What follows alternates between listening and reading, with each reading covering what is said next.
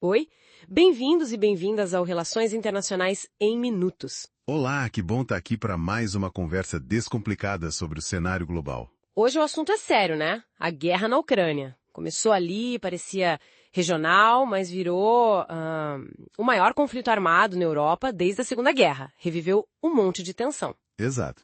E a gente ouve muito falar de Rússia contra a OTAN, né? Mas olha, a coisa é bem mais profunda. Tem energia, comida, narrativas, outros países. Pois é, e é isso que a gente quer fazer aqui hoje. E um pouco além dessa visão mais, digamos, superficial.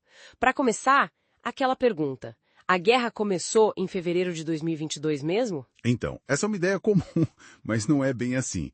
O que aconteceu em 2022 foi tipo uma invasão em larga escala, né?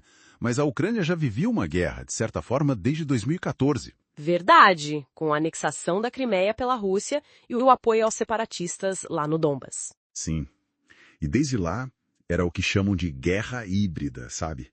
Não era só tiro, era ataque cibernético, propaganda pesada, pressão política, uma tensão constante.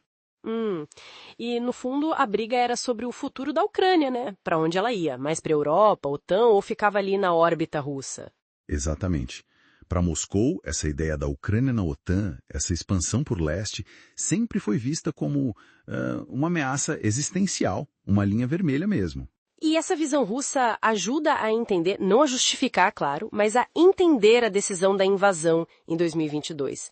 Mas falar que é só Rússia versus OTAN é simplificar demais, né? Com certeza. É muito mais uma disputa de visões de mundo, eu diria. O Ocidente liberal de um lado e a Rússia, assim, questionando isso, buscando suas áreas de influência. E tem outros atores importantes na jogada. Sim. A China, por exemplo. Oficialmente neutra, mas na prática cada vez mais próxima da Rússia. E todo o sul global que está buscando um caminho próprio sem se alinhar direto. E a Ucrânia, né, virou um símbolo de resistência com um apoio internacional gigante, militar, humanitário. É impressionante, mas ao mesmo tempo é trágico. Virou um campo de teste para armas novas, táticas e também para essa guerra de narrativas. Falando em impacto, a gente sentiu rápido aqui, né? A crise de energia na Europa, por exemplo. A dependência do gás russo ficou óbvia, preços lá em cima. Nossa, demais. E a comida também. A Ucrânia é um celeiro do mundo, né? A guerra travou a saída de grãos e isso bateu forte na segurança alimentar. Principalmente em países da África, Oriente Médio, foi bem sério. E as sanções contra a Rússia foram muitas, congelamento de ativos, SWIFT, restrições no petróleo. Pesadíssimas. Mas a Rússia mostrou uma certa resiliência. Conseguiu vender petróleo e gás para outros tipos, tipo China, Índia, Turquia. A economia não quebrou, mas ficou mais fechada, sabe? Mais militarizada, dependente do Estado. E parece que isso tudo deu um empurrão numa tendência que já existia, de desglobalização, talvez. Segurança energética, comida, tecnologia, tudo voltando a ser prioridade nacional. Totalmente. E junto com isso, a guerra de narrativas pegou fogo. O Ocidente falando em democracia, soberania. E a Rússia com aquele discurso de desnazificação, de resposta à ameaça da OTAN. Exato. E essa versão russa, por incrível que pareça, encontra eco, sim, em partes do sul global. Explora um sentimento anti-ocidente que já existe. Enquanto isso, a Ucrânia investiu pesado na comunicação digital, né?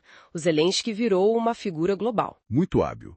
E as redes sociais, tipo TikTok, Telegram, viraram palco central dessa disputa de informação. Com muito risco de manipulação, claro. É interessante ver como as teorias de RI tentam dar conta disso. O realismo foca na segurança, na Rússia reagindo à OTAN. Os liberais já apontam mais para a falha das instituições, da diplomacia. O construtivismo olha para as identidades em jogo na Ucrânia. E tem a crítica pós-colonial também, né? Sim, que questiona por que essa guerra recebe tanta atenção comparada a outras no Iêmen, Sudão. É um ponto importante. Com certeza. E o Brasil nessa história toda? Uma posição, digamos, equilibrada. Condenou a invasão na ONU, mas não entrou nas sanções, tentou manter diálogo com todo mundo. É uma neutralidade ativa, como disseram, buscando um pragmatismo, mas que também recebeu críticas por não mandar armas para a Ucrânia, pela proximidade com Rússia e China. É o dilema de muitos países do sul global, né? Como equilibrar interesses, energia, mercados, comida, sem ser sugado para um dos lados dessa polarização. Não é fácil. Olhando para o futuro, o cenário ainda é bem incerto e francamente preocupante. O custo humano é imenso. Milhões de deslocados, cidades destruídas. Uma tragédia. E a ordem mundial, assim, está mexida. A confiança entre as potências foi para o espaço. A Europa está se armando. O risco de outros conflitos pipocarem aumentou. A segurança voltou a ser a palavra de ordem, né? Talvez seja mesmo o fim de uma certa ingenuidade liberal que existia, um choque real para o nosso século. É um momento definidor, sem dúvida. Bom, esperamos que essa nossa análise tenha ajudado a entender um pouco melhor as várias peças desse quebra-cabeça tão complexo. Se o pessoal gostou, não esquece de deixar o like. Isso. Compartilha com quem se interessa pelo tema. E claro, siga o Relações Internacionais em Minutos para acompanhar as próximas discussões da nossa série Choques do Século XXI. E para fechar, fica uma pergunta para todo mundo pensar e comentar aqui embaixo. Na opinião de quem nos ouve, ainda há como evitar uma escalada ainda maior, quem sabe até um conflito global? Queremos muito saber a opinião de vocês. Obrigado pela companhia e até a próxima. Até lá!